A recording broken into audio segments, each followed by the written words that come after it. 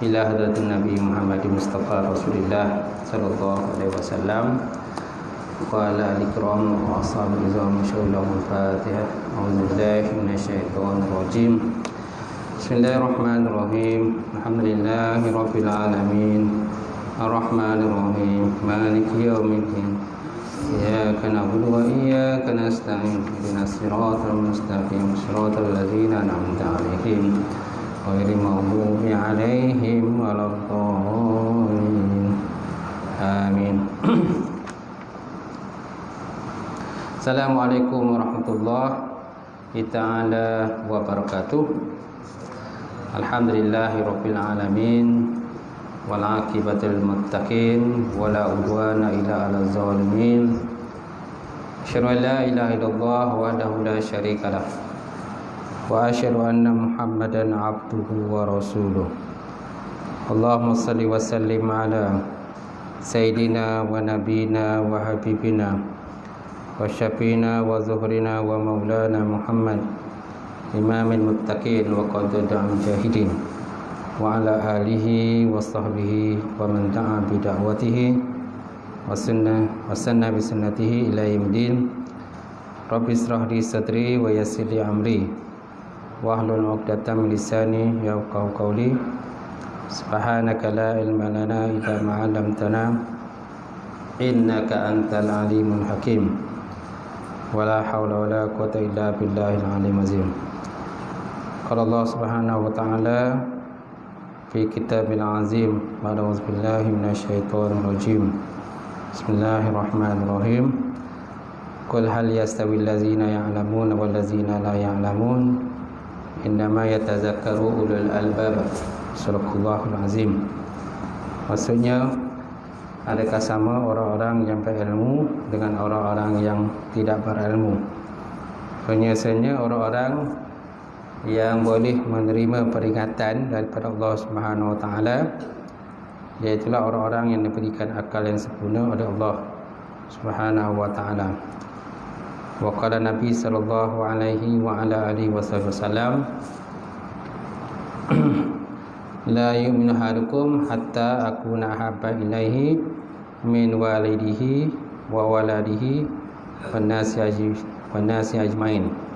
Maksudnya tidak beriman ataupun tidak sempurna iman salah seorang daripada kamu sehingga aku lebih dia kasihi, melebihi kasihnya kepada ayahnya, melebihi kasihnya kepada anaknya, dan melebihi kasihnya kepada manusia semuanya. Alhamdulillah. Ya hormati tuan-tuan imam kita, apa juga Fadil Tuan Bilal, seluruhnya Fadil Tuan Siap, seluruhnya jawatan kuasa masjid, sidang jamaah muslimin rahimahullah ta'ala. Alhamdulillah, kita banyakkan beri syukur Allah Subhanahu wa ta'ala kerana dengan limpah kurnia serta rahmat kepada Allah, lagi kita dapat bersama pada malam ini untuk kita menyambung kuliah fiqh pula, iaitu kita dah masuk kuliah tauhid. Jadi insya-Allah malam ini kita sambung kuliah fiqh daripada kitab Sifat Solat Nabi yang Sahih yang dikarang oleh Al-Amah Dr. Hasan Najah Saqaf Quraisy Al-Hasimi rahimahullah taala. Insya-Allah kita berada di muka surat apa tu?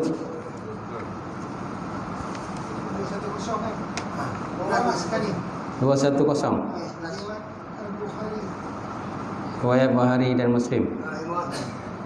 Imam Muslim hadis berkenaan dengan hadis di atas lah tu. Hadis berkenaan sujud tu. Nombor 1, summasjud hatta tatma'inna sajidan. Kemudian lakukanlah sujud sehingga tamak-ninah.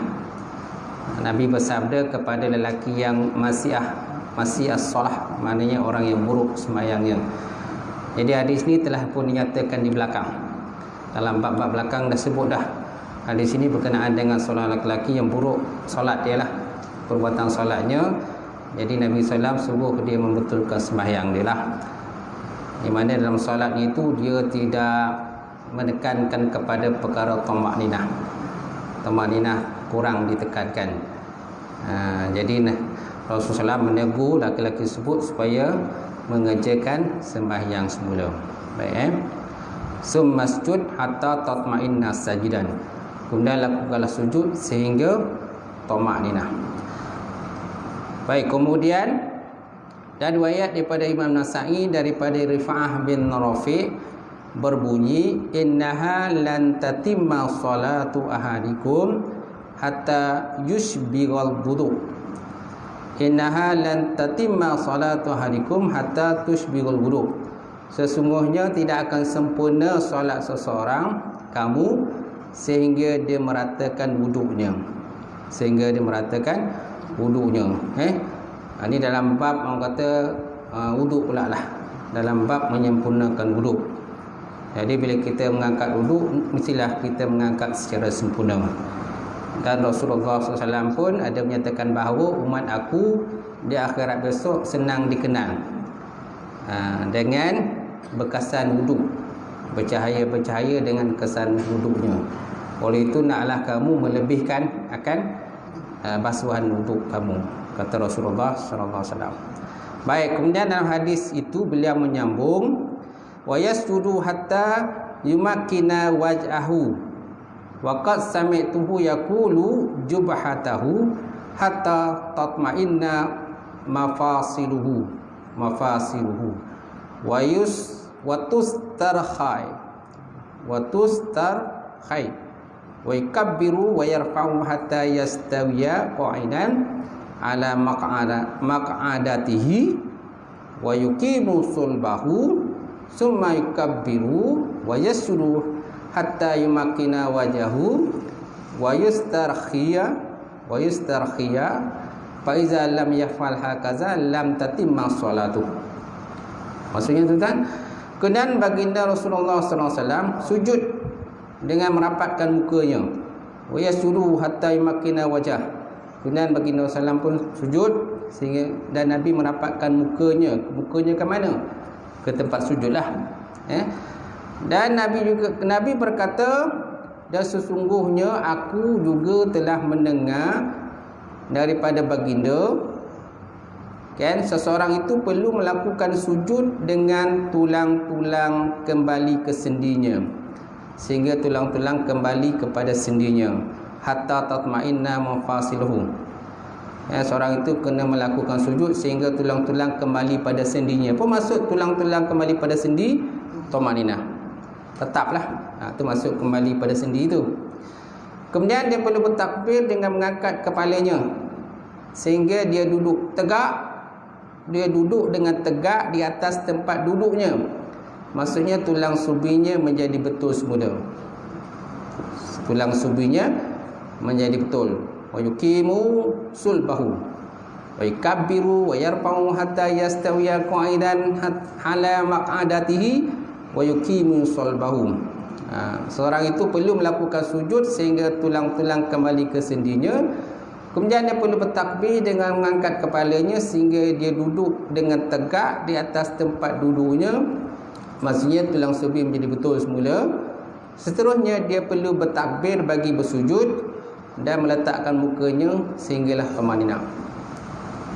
Fa in lam yaf'al hakaza lam tatimma shalah.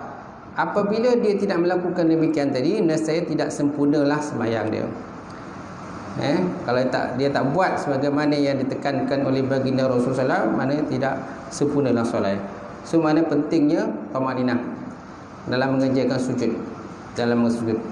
Begitu juga dalam rukuk, tamakninah kena ada. Dalam i'tidal pun tamakninah kena ada. Begitu juga dalam sujud kena juga ada tamakninah.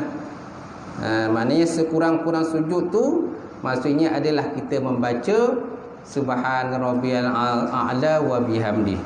Subhana rabbiyal a'la wa bihamdi. Sekurang-kurangnya bacaan tu dekat situ pun dah ada tamakninah dah. Dah ada tamakninah. Kalau tak baca langsung, itu yang kadang tamakninah tak ada. Seperti macam mana? Seperti ayam mematuk makanan, ataupun seperti burung mematuk makanan. Begitu cepat dia mematuk makanan tadi.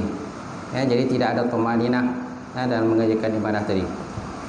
Seterusnya batas minimum kepada sujud. Disyaratkan bagi seorang yang hendak melakukan sujud itu meletakkan dahi ataupun sebahagiannya secara langsung ke arah tempat sujud secara terbuka. Secara terbuka. Disyaratkan bagi seseorang yang hendak melakukan sujud itu meletakkan dahi ataupun sebahagiannya dahilah. Letakkan dahi atau sebahagian dahi secara langsung ke arah tempat sujud secara terbuka. Apabila terdapat sesuatu di atas kepalanya seperti serban yang diputar ataupun serban ditup, kopiah atau rambutnya panjang, dan dia pula melakukan sujud tanpa menyentuh mana-mana bahagian kulit dahinya, maka solatnya itu tidak sah.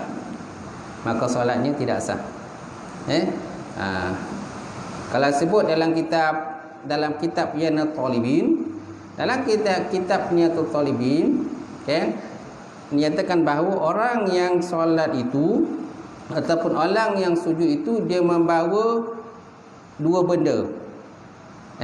Satu benda yang dia pertanggungkan dan satu benda yang dia tidak pertanggungkan. Mana benda yang dia tidak pertanggungkan? Yang ghairu mahmul, benda yang tidak dipertanggungkan ialah seperti tikar lah, ataupun lantai ke, kalau kita ni permaidani ini ialah satu benda yang tidak dipertanggungkan, ghairul, mana dia tidak bawa, memang dah ada kat situ. Okey. Yang kedua, benda yang dia bawa mahmul, benda yang dia bawa sendiri seperti serban ataupun ridak, benda yang dibawa dalam solat. Okay.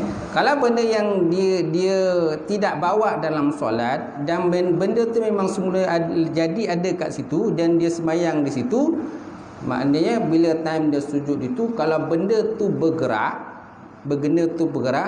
mana dia tidak membatalkan solat orang itu. Tetapi kalau benda yang dia bawa, contohnya serban atau diikatkan atas kepala kan. Jadi apabila dia sujud di atas serban itu, lepas tu serban tu bergerak, disebabkan oleh kepala dia bergerak kan, bila dia naik angkat kepala kan kepala bergerak. Okey. Jadi batallah solat dia. Kerana kan dia orang benda yang dipertanggung tadi, dia ada yang muttasil, ada yang munfasil, ada yang bersambung pada tubuh badan dia dan ada yang tidak bersambung dengan tubuh badan dia. Macam pembanding ni tak bersambung dengan tubuh badan dia. Kalau sebut dalam kitab Al-Talibin, seumpama seperti sarir ni macam katil, tidak sembahyang di atas katil, tiba-tiba katil tu bergerak, jadi katil bergerak tu maknanya tak batal lah solat dia. Tapi kalau dia sembahyang di atas ujung ridak dia, ujung serban dia, tiba-tiba ujung ridak serban itu bergerak, maka batal lah solat dia. Itu dikatakan muttasil yang bersambung dan munfasil yang bercerai. Itu. Baik, kita lihat pada tadi semula. Disyaratkan bagi seorang yang nak melakukan sujud itu meletakkan dahi ataupun sebahagiannya secara langsung ke arah tempat sujud secara terbuka. Apabila terdapat sesuatu di atas kepalanya seperti serban yang diputar ataupun serban litup, saya tak tahu macam mana serban litup ni, kopiah ataupun rambutnya yang panjang, dan dia pula melakukan sujud tanpa menyentuh mana-mana bahagian kulit dahinya kepada tempat sujud, maka solatnya tidak sah. Kerana syarat untuk salah satu daripada syarat untuk sah sujud ini, maknanya dahi itu mesti terbuka. Okey. Dia anggota sujud ada tujuh. Dahi kan, tapak tangan, lutut, kaki kan, kaki, apa lagi? Hidung. Hidung. Okey, 2, 4, 6, 7. Okey, dia punya ibu kaki tadi kan. Jari-jari kaki mana 2, lepas tu lutut 2, tangan 2. Okey. Dan juga dahi. Ada sebagian ulama kata hidung pun termasuk. Kalau sebagian ulama kata hidung pun juga termasuklah dalam orang kata anggota sujud itu. Jadi di antara 7 tadi, yang wajib terbuka dahi. Dahi wajib terbuka. Sedangkan yang lain tu tak wajib terbuka. Tak wajib terbuka. Macam apa tadi? Tapak tangan tadi kan? Tapak tangan. Lepas tu dengan lutut dan juga ibu jari kaki kita. Tak wajib terbuka lah. Kalau disebut dalam kitab An-Talibin kan, tak wajib terbuka. Itu sebabnya boleh kita semayang menggunakan sepatu. Khauf lah. Semayang khauf kan. Muz kan, mana ada tempat-tempat negara-negara tertentu dia semayang menggunakan sepatu kulit, dia dibolehkan. Jadi maknanya kat situ tak wajib lah kita tapak kaki itu ataupun ibu jari kaki ke jari-jari kaki itu terdedah, tak wajib. Baik, seterusnya tuan-tuan, dalilnya adalah berdasarkan pada hadis sahih yang telah kami kemukakan berbunyi wa yasjudu hatta yumakkina wajahu wa fi riwayatin jabhatahu, dan dia hendaklah bersujud sehingga merapatkan mukanya. Dalam riwayat yang lain disebutkan merapatkan dahinya. Jabhah maksud dahi ataupun muka dia. Hadis disahkan oleh hadis Sayyidina Khabbab yang menyatakan kami pernah mengunjungi Rasulullah sallallahu alaihi wasallam dan mengadukan kepadanya tentang panasnya tanah. Panasnya tanah. Ketika mereka sujud tu, kan tempat sujud tu panas kena matahari. Akan tetapi baginda sallam tidak menerima pengaduan daripada kami. Dalam riwayat lain pula dinyatakan ataina Rasulullah sallam wa syakauna ilaihi harra ramadai falam yushkina. Maksudnya ataina Rasulullah, kami datang kepada baginda Rasulullah SAW, wa syakauna, dan kami mengadu ilaihi kepadanya Nabi, harra, kepanasan ramadai, kepanasan telapak tangan kami lah, kepanasan telap dahi dan juga telapak tangan kami. Falam yushkina, padahal Nabi tidak menerima pengaduan kami. Nabi tak menerimalah pengaduan kami. So maknanya teruskanlah solat. Tapi kita alhamdulillah lah, kita masjid kita ni lawang. Pemain ini pun sodap, aircon pun ada tak? Masalahnya kadang orang tak datang. Tu kan? Orang tak datang. Yang datang tu alhamdulillah lah. Jadi kalau nak bandingkan kehidupan kita zaman sekarang dengan kehidupan pada zaman Rasulullah SAW, memang jauhlah perbezaan dia. Tapi semangat mereka tu hebat, bagus berbanding dengan kita zaman sekarang. Masjid dah cantik lawa pun tak sampai-sampai juga. Okay. Baik, seterusnya tuan-tuan, Imam Nawawi menyatakan syakau ila Rasulillah sallallahu alaihi wasallam harra ramadai fi jabaihim wa akuffihim walau kana kashfu ghairu wajib laqila lahum usturuha falamma lam yakun zalika dalla ala annahu la budda min kashfiha. Maksudnya syakauna ila Rasulullah, kami mengadu kepada baginda Rasulullah SAW tentang kepanasan cuaca pi jibaihim, pada kami punya dahi-dahi, jibahim dahi-dahi, wa kufihim, dan juga pada tapak-tapak tangan kami. Tapak kanan panas, kemudian dahi pun panas.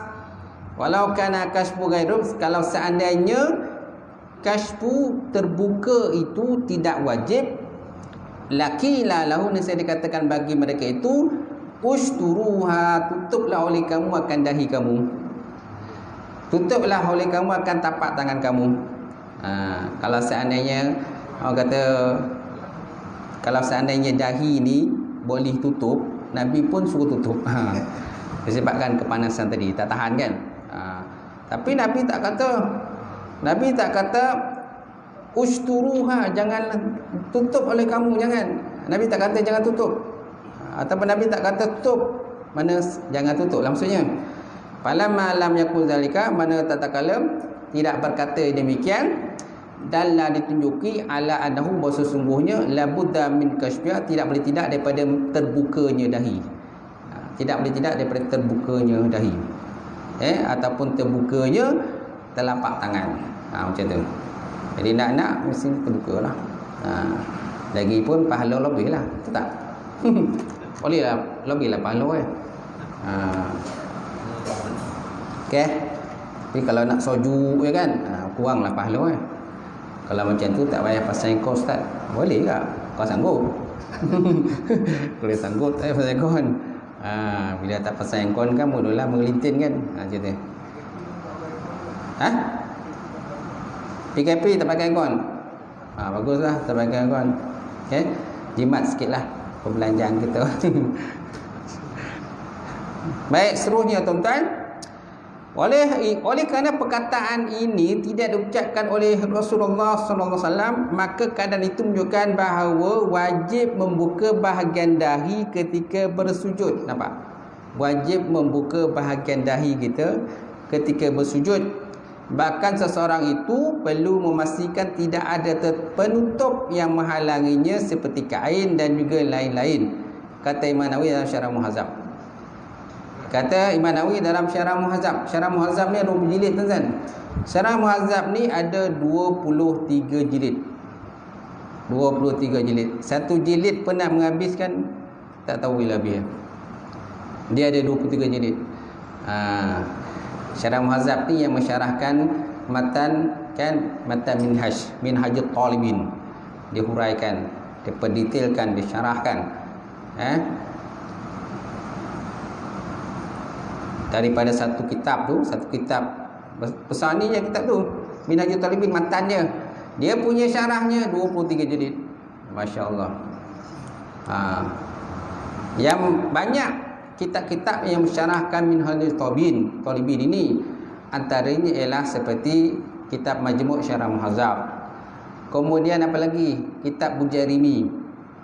Kan? Kemudian kitab apa lagi? Mughni Muqtash. Kemudian apa lagi? Tuhfatul Muhtaj. Banyak kitab-kitab yang menghuraikan, mensyarahkan kitab Minhajul Talibin. Kita nak satu tu nak habis pun tak tahu bila habis. Seterusnya tuan-tuan, manakala berkenaan dengan telapak tangan pula terdapat beberapa qarinah dan dalil menunjukkan tidak wajib membukanya. Nampak? Beza berbeza dengan dahi dengan telapak tangan. Jadi telapak tangan ni khilaf ulama sama ada nak buka ke tak buka. Macam tu. Tapi kalau dahi wajib buka. Dalam kitab yang Talibin pun kan, yang Talibin pun dia kata yang wajib dibuka itu ialah dahi sahaja. Sedangkan anggota sujud yang lain itu tidak wajib dibuka. Baik. Jadi manakala berkenaan dengan telapak tangan pula terdapat beberapa Qarinah maknanya tanda atau dalil yang menunjukkan tidak wajib membukanya. Dalilnya adalah berdasarkan daripada hadis Umar bin Abi Salamah yang berbunyi, ra'aitu Rasulullah sallallahu alaihi wasallam yusalli fi saubin wahid mustamilun bih.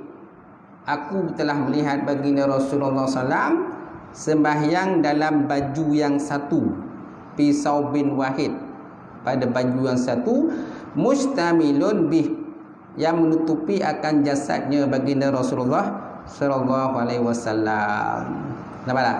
Nabi bersembahyang dalam satu baju mana menutupi seluruh jasad baginda Rasulullah sallallahu alaihi wasallam. Baik. Kemudian dalam kitab Ibn Talibin juga dikatakan bahawa tidak boleh tidak sah sembahyang kalau seandainya mana-mana ada sesuatu benda yang menutup akan dahi seseorang ketika bersujud. Contoh benda yang menutup ialah seperti balutan. Asabah, dikatakan asabah ni balutan yang menutupi akan dahi, maka tidak sah.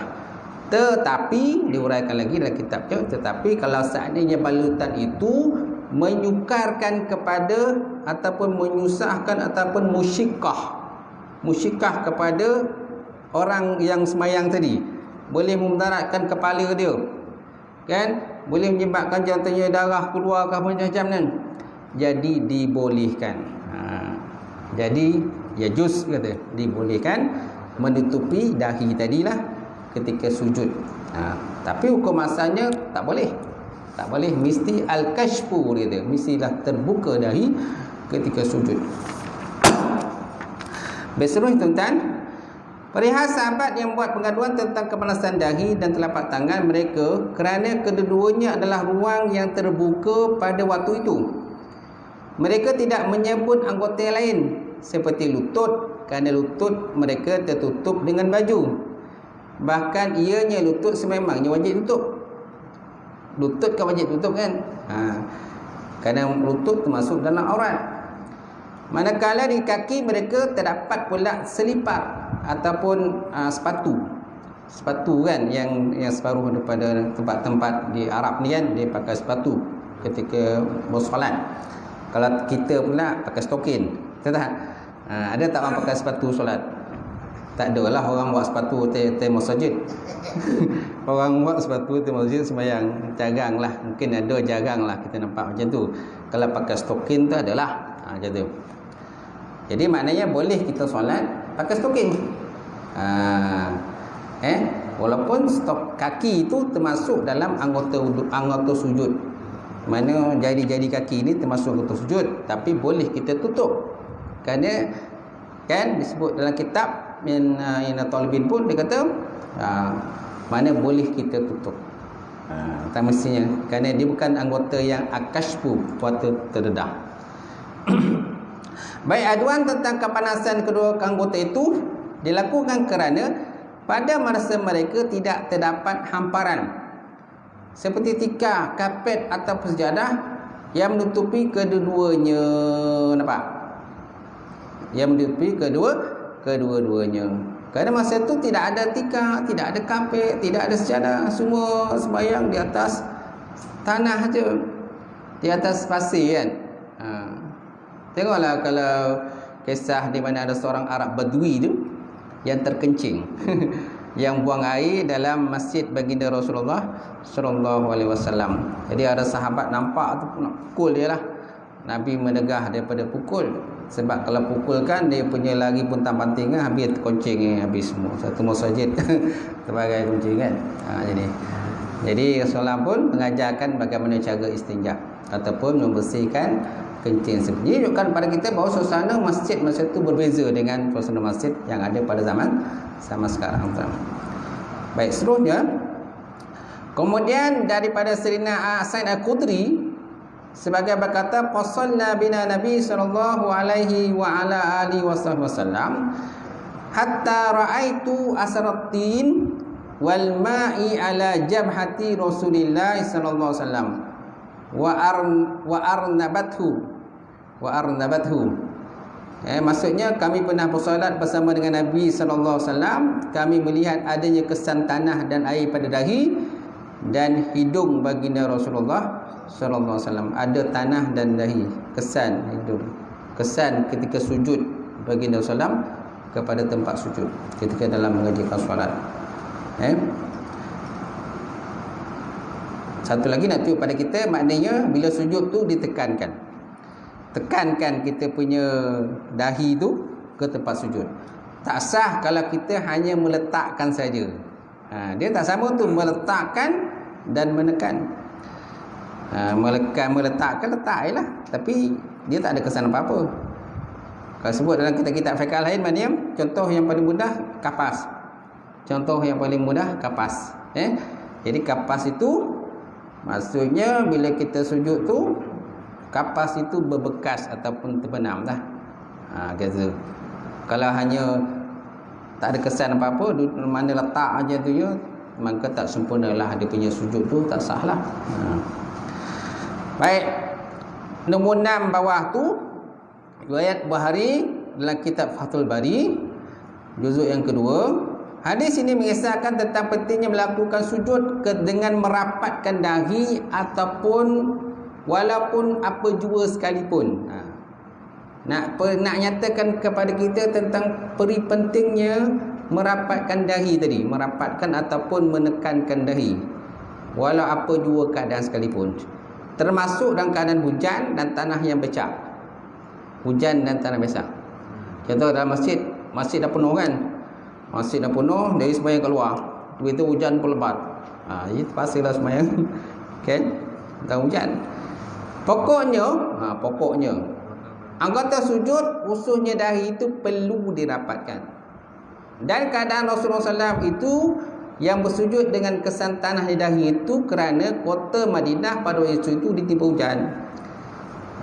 Jadi kenapa ada kesan tanah kepada dahi baginda Rasulullah? Kerana masa itu hujan.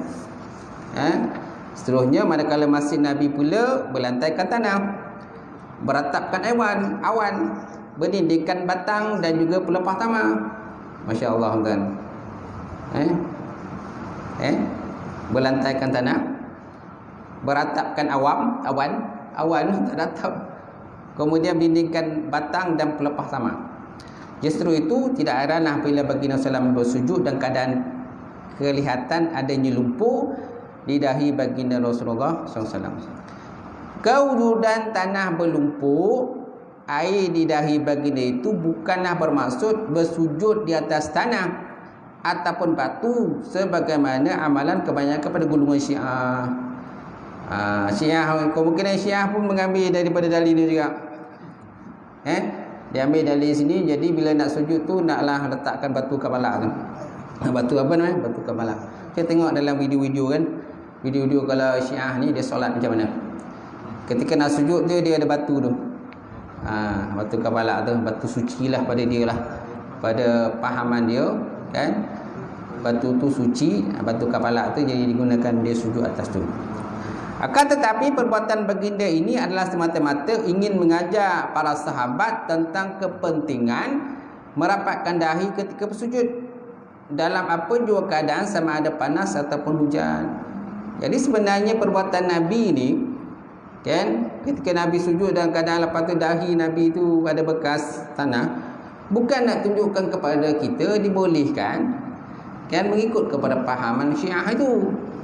Yang sujud dia menggunakan di atas batu Karbala itu. Tak? Tengoklah kalau macam mana golongan Syiah itu sujud. Lepas tu kadang tempat imam itu lebih rendah. Tempat imam lebih rendah daripada makmum. Makmum tinggi. Tempat makmum tinggi. Imam tu macam dalam terowong dah sikit kat bawah. Terowong Jadi inilah yang nak jelaskan oleh tuan guru kami dalam bab sujud. Kenyataan ini sebenarnya sejajar dengan hadis-hadis yang dikemukakan, bahkan ianya juga turut bertepatan dengan apa yang dijelaskan oleh Ibn Hajar Asqalani dalam kitab Fathul Bari. Jadi dakwaan yang menyatakan bahawa kenyataan tuan guru kami ini menyokong ajaran Syiah adalah tidak benar sama sekali. Kenyataan menyatakan tuan guru kami ini siapa ni yang pengarang kitab lah. Siapa pengarang kitab ni? Al-Alamah Dr. Hasan alias Sagaf Al-Quraisy Al-Hashimi ni, ulama Jordan ni kan, dia ni pun faham ahli sunnah. Dia bukan Syiah, dia pun faham ahli sunnah. Lepas tu akidah dia ahli sunnah jemaah. Lepas tu dia mazhab Syafi'i, dia pun mazhab Syafi'i, bukan Syiah, faham Syiah. Jadi dakwaan yang menyatakan bahawa tuan guru kami, mana yang pengarang kitab ini menyokong ajaran Syiah adalah tidak benar sama sekali. Beliau sendiri menolak faham Syiah. Yang menyatakan Quran diturunkan 40 juzuk, Masya Allah. Kalau Syiah kata Quran tu 40 juzuk, kita ada 20 juzuk. 30 juzuk, dia lagi tambah lagi, dia lagi alim lagi. Dia lagi alim, makam lagi tinggi. Mana 40 juzuk. Imam baca 30 juzuk je, dia 40. Kemudian Sayyidina Jibril alaihissalam tersalah menurunkan wahyu pada Nabi. Dia kata wahyu turun tu, dia kata tersilap tu, tak sepatutnya turun pada Muhammad, patut turun pada Sayyidina Ali ataupun kepada imam-imam mereka, imam-imam dalam Syiah lah. Kemudian mereka kata imam pula maksum.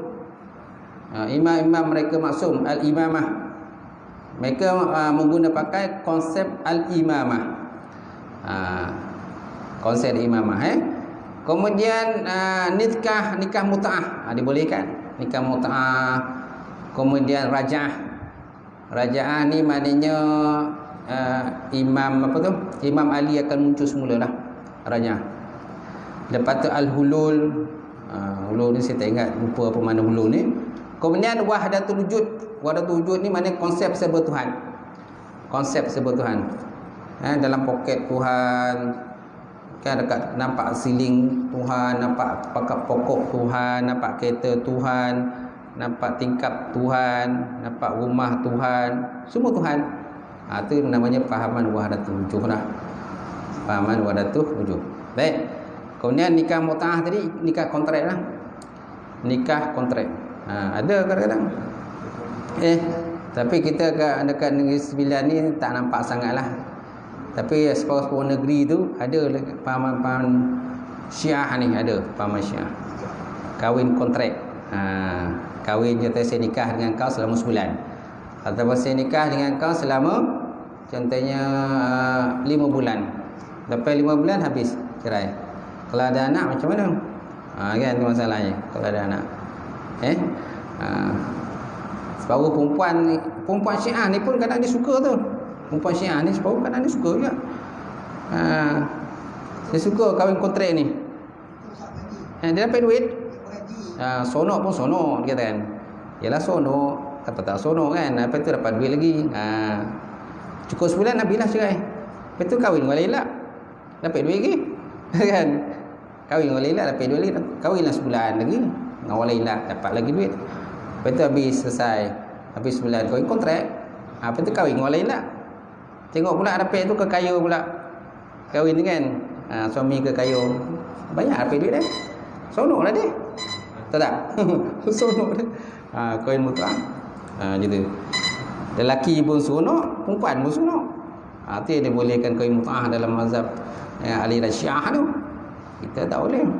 Mazhab Syafi'i tak boleh. Baik. Seterusnya tuan-tuan, manakala perkataan yang ditulis oleh beliau di muka hadapan bukunya, mana pengarang ni, yang berbunyi daripada pemikiran Al-Bait, itu adalah bertujuan bagi menjelaskan bahawa beliau pengarang kitab ni, asalnya kitab Arab ni, sebenarnya berketurunan baginda Rasulullah sallallahu alaihi wasallam, yang bergelar Sayyid, keturunan Nabi. Kita boleh meneliti kebenaran tentang keturunan beliau dalam susunan nasab beliau daripada awal kitab ini. Penelitian kita ini akan mempertemukannya dengan keturunan Raja Jordan rupanya. So maknanya pengarang kitab yang asal ini Al-Alamah Dr. Hasan alias Saqaf Al-Quraish Syami ni, dia ni daripada keturunan raja rupanya. Dia keturunan raja. Masya-Allah. Keturunan Raja Jordan. Mungkin ini ada kebenarannya kerana bapa beliau adalah bekas penasihat diraja kepada Amir Hassan, iaitu adik kepada marhum Raja Hussein, ayah kepada Raja Abdullah yang menguasai Jordan sekarang. Setelah saya mengaji dan mengkaji latar belakang kan beliau pengarang kitab yang asal ni, kitab Arabnya, saya dapati bahawa beliau seorang bermazhab Syafi'i dalam fiqh dan juga seorang mazhab Asy'ariyah dalam bab akidah. Kalau sunnah wal jamaah. Dia ada sunnah jamaah pengarang kitab ni. Buktinya beliau telah menulis lebih daripada 120 buah kitab. Nampak? 120 buah kitab sekarang. Banyak. Kita satu kitab pun tak dapat sekarang. Satu kitab pun tak dapat. Tapi dia dapat 120. Orang Arab ni baik-baik. Sebenarnya orang Arab, bukan orang Arab je yang boleh karang kitab. Kita pun, orang kita pun, guru kita pun, ulama-ulama pun ramai juga karang kitab. Ulama-ulama petani pun ramai juga saya tengok. Kitab-kitab moden yang dia orang karang. Kitab-kitab moden tu dia menghuraikan kitab-kitab lama tu, dihuraikan, disyarahkan. Kitab-kitab contohnya kitab Muniyatul Musalli. Kitab Musalli kan dia tak tebal sangat nipis je. Jadi ulama-ulama terkini, ulama-ulama terkini ni mereka karang kitab, syarahkan, menghuraikan lagi Muniyatul Musalli tu. Kitab contohnya Apati Faridah, kitab tauhid. Kitab Faridah kan, kitab tauhid. Jadi ulama terkini mereka karang lagi, syarahkan lagi kepada kitab Fatih Faridah. Azan dah? Okey. Masuk.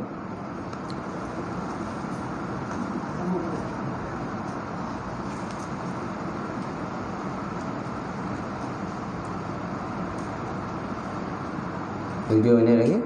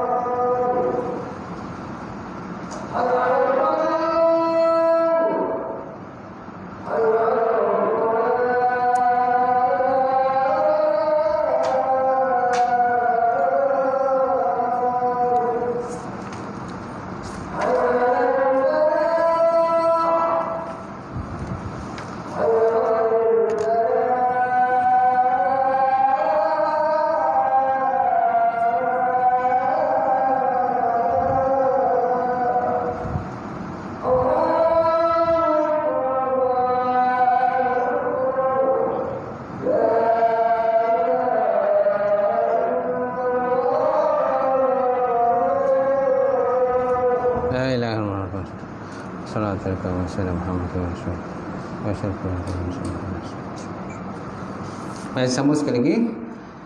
Salih As-Sibai menceritakan anna Rasulullah SAW ra'a rajulan yasjudu bi jambih wa qad i'tamma ala jubhati fa khasira Rasulullah sallallahu alaihi wasallam ala jabhatihi. Rasulullah SAW pernah melihat seorang lelaki yang melakukan sujud di tepi beliau dan keadaan dahinya tertutup. Keadaan dahi tertutup. Ada seorang lelaki semayang di sebelah baginda Rasulullah sallallahu alaihi wasallam. Maka baginda terus membuka penutup dahi berkenaan. Tak? Kadang-kadang anak-anak kita ni budak remaja-remaja kan, kadang-kadang itulah sorban dia besar. Sorban dia besar tapi tutup dahi. Kita berhati kan. Dia dalam peringkat-peringkat remaja-remaja ni nak naik kan. Tak naik. Kadang budak tapis kena saya tengok macam tu. Sorban kau besar ni tapi dahi kau tutup, macam mana kau nak sujud? Tak sah lah sujud kau. Kita tegurlah dia. InsyaAllah dia ikutlah tu. Perlahan lah kan.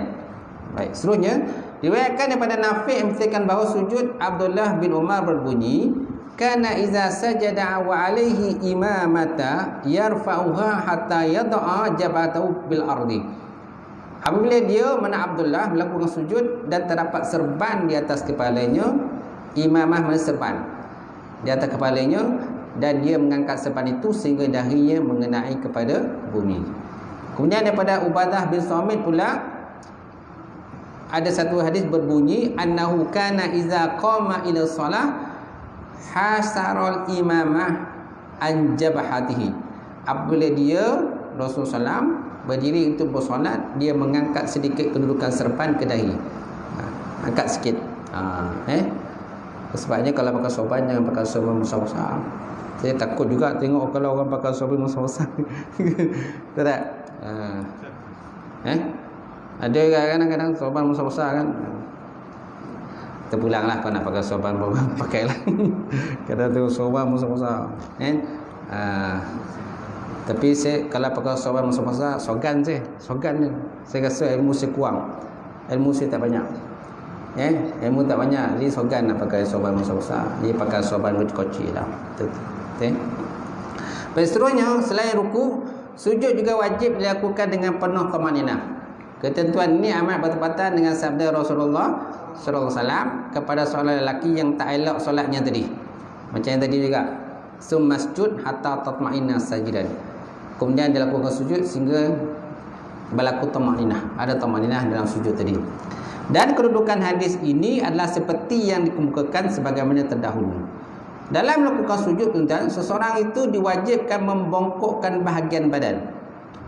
Wajib membongkokkan bahagian badan dan memberatkan sedikit bahagian kepala ke arah tempat sujud. Ataupun dalam kitab lain dikata al-tankis. Tankis, ta nun kaf yasin, tankis. Tankis maknanya kata menonggeng. Istilah kita menonggeng lah. Kalau sujud kan menonggeng. Betul tak? Apa makna at-tankis? Makna tankis tu menjadikan bahagian bawah kepada bahagian atas. Menjadikan bahagian bawah menjadi ke atas. Bahagian atas jadi ke bawah. Itu dia kata al-tankis. Kan orang kau semayang kan dia menonggeng. Mana bahagian paling mulia apa dia? Kepala. Kepala kan? Kepala duduk kat bawah. Punggung kita bahagian mulia kan? Bahagian tak mulia. Cuba tunjuk punggung kau orang. Marah tak orang? Tunjuk punggung kau orang. Marah tak? Marah orang. Orang ajar kan? Tunjuk punggung kau orang. Jadi punggung tu naikkan ke atas. Itu dia kata al-tankis ataupun tanakus. Jadi dalam melakukan sujud, seorang itu diwajibkan membongkokkan bahagian badan dan memberatkan sedikit bahagian kepala ke arah tempat sujud. Perbuatan ini tidak cukup dengan sekadar bersentuh antara dahi dan tempat sujud. Dia tak cukup hanya sekadar sentuh je. Mesti ditekan. Nampak? Tekan. At-tahammul dia kata tekan. Ataupun al-iltisaq. Al-iltisaq jubhatahu. Mana mendempekkan, melekatkan, mendempek ke melekatkan dahi kepada tempat sujud. Barang siapa yang tidak berbuat demikian maka tidak sah solatnya. Ketentuan ini berdasarkan pada hadis Nabi yang berbunyi fayasjudu hatta yumakkina wajahu wa yastarhi fa idza lam yaf'al hakaza lam tatimma salatuhu. Maka hendaklah dia bersujud sehingga melakukan sujud sehingga menempatkan dahinya tempat sujud. Kan? Fa idza lam yaf'al, maka apabila dia tak melakukan demikian lam tatimma solah, dan saya tidak sempurnalah semayang. Tidak sempurnalah semayang. Kemudian ketika sujudlah sunat kita memandang tempat sujud. Sunat memandang tempat sujud walaupun dalam sujud. Walaupun sujud. Sebut dalam kitab Yang Talibin, kan? Ketika berdiri kita sunat melihat tempat sujud. Ketika sujud pun juga sunat melihat kepada tempat sujud. Sebab ada yang menutup mata, dia kata. Sebab ada yang menutup mata ketika sujud. Jadi hendaklah kita membuka mata ketika melakukan sujud. Mana berterusanlah membuka mata itu ketika sujud. Dan riwayat yang lain pula berbunyi yumakkinu jabhatahu minal ardi hatta tatma'inna mufasiluhu wa tastawi. Dan seorang itu tak perlu menempatkan dahinya ke bumi sehingga tamakninah dalam keadaan tulangnya menjadi lurus. Seorang itu perlu menempatkan dahi ke bumi sehingga tamakninah dalam keadaan tulangnya menjadi lurus. Imam Nawawi dalam kitab Syarah Muhazzab kan, ada berapa jilid tadi? 23 jilid Syarah Muhazzab tebal-tebal ni. Jadi menyatakan bahawa sujud yang sahih tidak cukup dengan menyentuh dahi ke tempat sujud atas bumi. Akan tapi wajib meletakkan dahi tempat sujud sehingga memberatkan kepala dan leher ke bumi. Nampak? Sehingga memberatkan. Sikol. Nama saranya sikol. Mana memberatkan kepala dan leher ke bumi. Perbuatan ini penting supaya dahi itu benar-benar menepati di tempat yang disujud. Masya Allah. Supaya menepati. Apabila seorang itu bersujud di atas kapas ataupun rumput kering ataupun sesuatu yang terisi keduanya, maka benda itu harus dipadatkan sehingga apabila diletakkan tangan itu, ia menampakkan kesan tapak tangan. Sekiranya seorang itu tidak melakukan demikian, solat yang tidak sah. Tidak sah lah. Maknanya kalau kapas tu mesti ditekankan kapas. Mana ada bekas kepada kapas. Kalau rumput kering itu ada kesan kepada rumput kering. Barulah menepati kepada sujud. Sebab ada yang kadang-kadang letak-letak macam tu kan. Terutama sekali kadang remaja lah, budak remaja kadang dia masih dalam konsep dalam belajar lagi, dalam bab belajar lagi. Jadi dia tengok orang tua sujud, dia pun sujud. Kemudian dalam kitab lain juga sebutkan bahawa ketika sujud maka kita naklah niat sujud. Jangan niat untuk lain. Tak sah kalau seorang itu ketika dia bersujud tetapi niat dengan sujud kepada benda lain, maka tidak sah. Baik, kemudian bagi saya solat dia lakukan di atas tilam yang dibuat daripada sepan. Tilam. Kan ada tilam yang jenis tilam lembut kan? Tilam lembut. Ada tilam keras, ada tilam lembut. Ni tilam lembut ni macam mana? Mana bukan atas katil ataupun sesuatu yang tidak menetap, maka tidak sah. Apabila ada kalangan kita yang menggunakan solat di atas papan kayu, maka sah solat. Macam tadi, kalau semayang atas papan kayu ataupun sarir. Sarir macam katil lah. Kan? Katil ni dia tidak melekat pada kita. Kan macam tadi, kan saya cakap orang yang semayang itu dia ada dua benda. Satu ghairul mahmul, satu lagi mahmul. Mahmul tu maknanya dia pertanggungkan atas dirinya. Ghairul mahmul tidak pertanggungkan atas diri kita, atas diri orang yang bersemayang itu. Macam katil ni, sujud atas katil, mana katil itu tidak bersambung dengan kita, tidak bersambung dengan tubuh badan kita. Lain macam ridak ke, macam serban kan bersambung atas diri kita, ketikat atas kepala kita. Bila kita bangun tu dia ikut, batal. Macam tu. Dan seorang itu mampu mendapatkan kepalanya pada kayu tersebut, dan dia tidak lagi tuntut mendapatkan kepalanya ke bumi. Bahkan sudah memadai baginya merendahkan lehernya supaya bebanan kepala yang diberatkan itu mengenai kepada tempat sujud. Boleh? Sampai situ boleh? Okay, cukup. Ketika melakukan sujud, wallahu a'lam bissawab. Panjang lagi kita kan? Tapi kita dah baca separuh dah kitab ni. Separuh dah lebih dah. Saya banyak tengok rujuk dalam kitab Minat Talibin, bab semayang ni kan. Dia ni dikarang oleh Minat Talibin ni, dia ada 4 jilid. Saya ngaji pondok, saya ngaji kitab ni dulu. Kan sampai habis saya kata.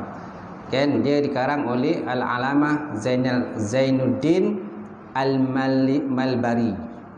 Al-Malbari, orang Malbari yang mengarang dia. Ni. Nak pula? Nak beli? Kita Arab. Kita Arab. kita Arab tak ada baris. Ada 4 jilid. Tak ada baris. Kau sanggup baca, belilah. Kalau boleh.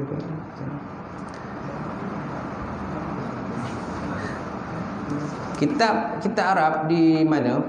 Kita Arab di Negeri Sembilan ni susah cari kita Arab. Susah. Tak ada kedai kita tak ada. Saya banyak order melalui online. Online tengok dalam FB orang jual kitab-kitab kan. Kat Negeri Sembilan ni susah sangat nak cari. Susah. Jawi pun adalah kitab Jawi. Kitab Jawi ada, tapi kitab tak banyak. Saya pun kadang-kadang saya order kitab daripada petani. Saya order kitab petani. Ulama-ulama petani karangan. Kitab baru banyak yang karang. Tebal-tebal. Kitab tebal-tebal yang karang. Yang mana? Miyatul Musalli. Tapi baru dia akan tebal. Kitab Matlaq Badrain tu, Matlaq Badrain kan, dia nipis je. Kan kitab baru yang ulama petani karang, dia tebal ni. Ada 2 jilid tebal ni. Dia disyarahkan Matlaq Badrain tu disyarahkan. Yang terbaru. Banyak dia orang karang kitab kita tengok. Tapi di Malaysia tak ada. Kita nak beli kena order online. Dapat. Saya tak dapat. Susah. Okey, habis. Cukup A'udzubillahi minasyaitonir rajim. Bismillahirrahmanirrahim. Wassalatu wassalamu ala sayyidina wa ala alihi wasallam ajmain. Wallahu zidna ilman nabiya wa yakinna as-sadiqa ma'al muttaqab wa rizqan halalan barakatan katsira wa siyana fataya alim lana qulubana bi nur ma'rifataka wa ta'ala arifin Allahumma faqina fi din Allahumma faqina fi Allahumma ij'al hadza jam'al marhuma wa tafarraqana min ba'd tafarraqal masum Rabbana atina fid dunya hasanah wa fil akhirati hasanah wa qina azabannar subhana rabbika rabbil izzati amma yasifun wa salamun alal mursalin alhamdulillahi rabbil alamin qabarallahu minkum